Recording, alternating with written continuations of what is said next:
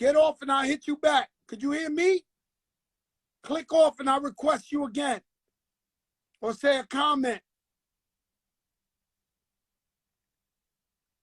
I don't know how to get them off without getting a hold on. You don't have anybody. Do that remove. I removed them. Hold on. That way he knows. Listen, Stephen A. Smith is the moderator. Go get your tickets. $40 and you get a book. You get the book of Jose. This is the best favor you'll ever be doing for yourself in your life. Stephen A. Smith is the moderator of the book. Stephen A. Smith, if you could see me just say something in the thing, so maybe I don't request you the same way. Oh, they know I'm not playing now, huh? Oh, y'all know I'm not playing now. Let's see if the volume. I can hear you. Can you hear me? Hello? On your thing? You hear me? All right, we good now. Yo, What up, Steve, baby? what's What's up, going baby? on, man? Yo, Steve, you've been working so hard. Like, I ain't gonna lie, I work hard. Well, you work hard. Like, I see you in the mornings. I see you on Fox. I see you on this. I see you on, like, yo, Steve, you really, you know, you where you at because you work Well, listen, really, man, really brothers hard. like yourself are an inspiration. I ain't as gifted as y'all.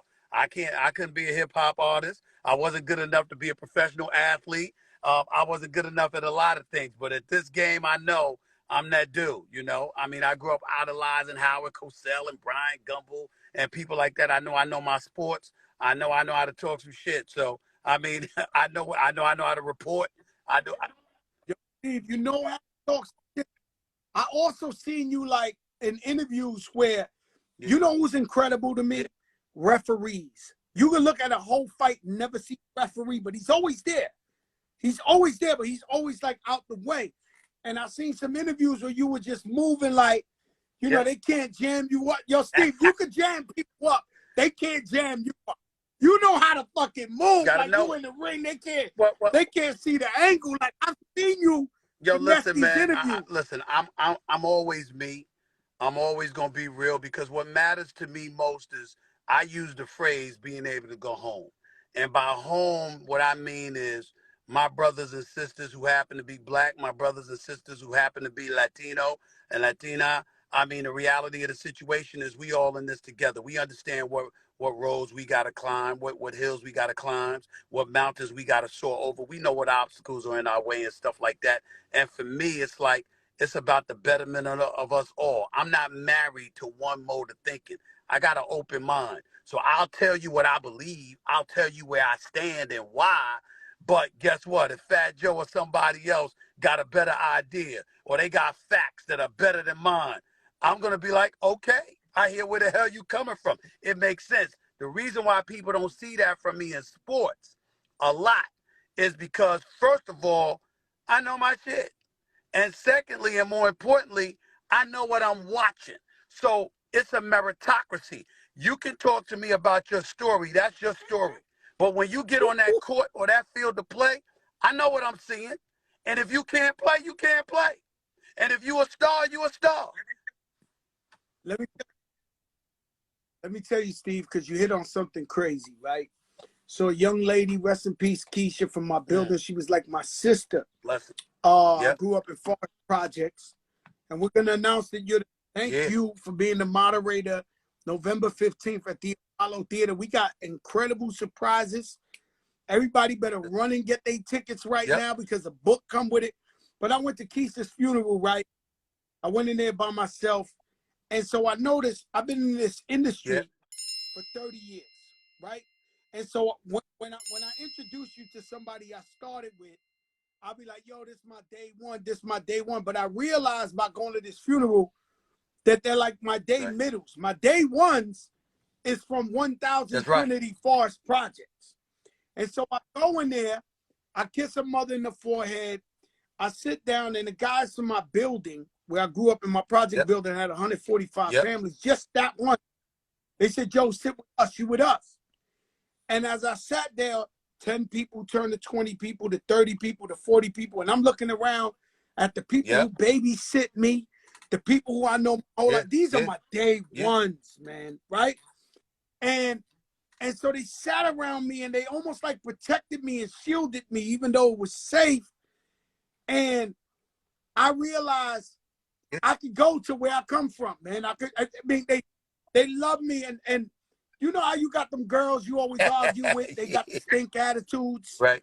They was the ones who told me, Joe, I'm proud of you. I'm proud of you. I'm proud. They were the first ones to tell me that. And I left there feeling sad about Keisha. And shout out to Miss Laverne and Nisi. But I felt good that where I'm really from, I could go back to. You know what it is? And they love me. You know what it is, Joe? Joe. Real knows real. And, you know, you don't have to think like everybody wants you to think or be what everybody wants you to be. But if you're about something and you're about being somebody, and it's about more than just you, it's about your ability to inspire others, eventually enough people gonna see that. There's always gonna be haters. There's always gonna be doubters. There's always gonna be folks that's like, yo, you couldn't do this or you don't deserve that or whatever the case may be. But that's when they don't know where your heart lies. Like a lot of times, you don't know how many times I tell these cats, yeah, I might call you out about how you performed because that's a meritocracy and you performed in front of thousands or millions and ain't no getting around that. And if you mess up off the court or field of play, I might tell you something, but it's me alerting you that, yo, you don't need to do that again because and there's something that's more inspiring for not just you, but so many others down the line. And it ain't selling out, it's looking out. And when you've got that kind of mentality, you can walk in your truth all day, every day, no matter what doubters say, no matter what the critics say, no matter what anybody thinks, because you know what you made of and those closest to you know where your heart and spirit lies. That's why I'm hosting your event on the 15th. You know what I'm saying? Ain't no money involved. Ain't no money. Ain't no money involved. Ain't none of that shit. You my man. I love you. I know who you are. I know what you stand for. I know what you're about. And I have an idea, a very good idea from years of knowing you, the trials and tribulations that you endured, which is what your book is going to be all about. You are one of the people, one of the many people who inspired me to write my book, which is coming out in January. You did that. And so it's like, you know, that's what we all here for. It's like, wait a minute here. This brother asked me to show up at the Apollo to help him shine a light on so many people and for people to celebrate the light he has shined on them already. And I'm honored to do it, my brother. And that's why I'm here, man. I can't wait. Thank you, Stephen, man. You know, my whole book is transparency. It ain't just gonna tell you about me rapping and winning. It's gonna tell you my losses. And it's all about anybody who's out there going through a dark time.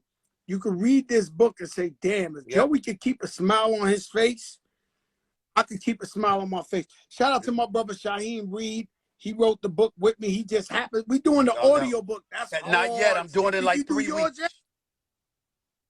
Oh. It is the worst job you ever had. And I got enough jobs, man. I got enough jobs. Yo, bro. No, this is the one. This is you looking at an iPad. I got reading glasses on. It's the worst shit ever. Until it's done. It's the worst shit. Until it's done and they hear your voice. Until it's done and they hear your voice. Yes.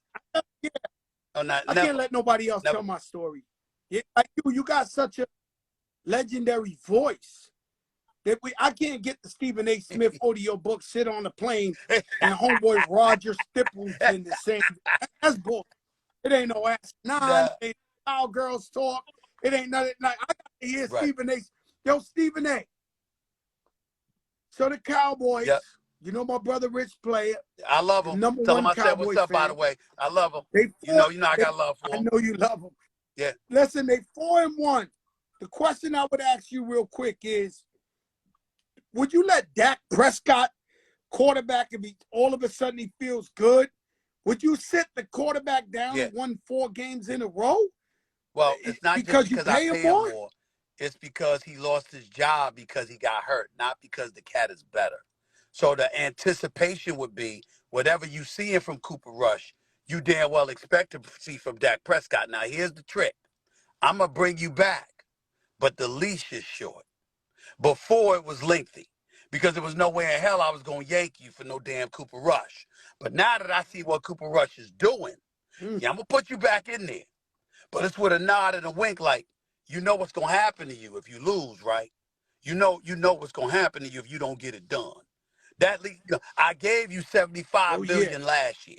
You got $95 million over the last 2 years. You got $126 million guaranteed. You got a $164 million contract that includes incentives. I'll be damned if your ass don't deliver for me. So if you understand, I'm gonna put you back in there because you that franchise. But you don't get it done. I know I got him now. That's the stipulation. Okay, I get. I mean, you convinced me. Yeah, you convinced me. Me personally, Coach Fat Joe would have. Well, you're gonna keep him in there this week. You're gonna keep him in there this week against Philly. You're gonna see what he gonna do. All right, but I'm just saying. Remember, we only 5 games in. That's gonna be game number 6. We got 17. I ain't paying you 95. I ain't paying you $95 million to hold a clipboard. I understand that. And I'm saying that I expect it to be 5-0 with that. If it don't do that, we got to talk. I'm going to yank your ass. So if he lose 2, 3 in a row, we got a problem with Dak right now. If he lose 3 weeks in a row, Dak comes back. No. He loses. If you bring back Dak, we got a problem with him, right? And Dak lose 2 in a row, I'm benching him.